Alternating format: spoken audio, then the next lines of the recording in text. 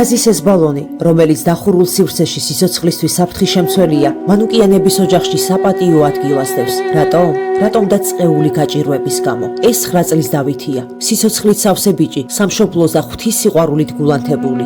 შეხედეთ, ბავშვს ხელში ისეთი ძველი ბოტასი უჭირავს, ისეთი ძველი, ღმერთო.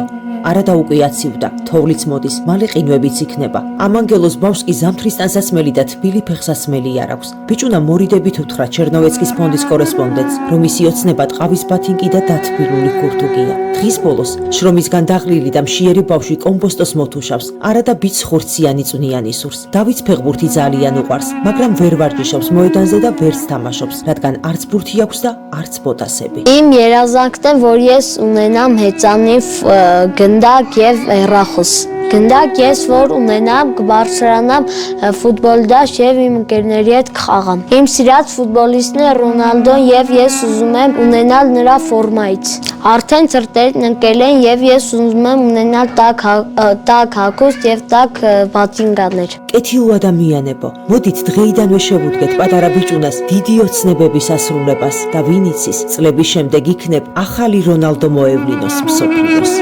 გადარიცხეთ ნებისმიერი თანხა ჩერნოვეცკის ფონდის ოფიციალური საიტის მეშვეობით.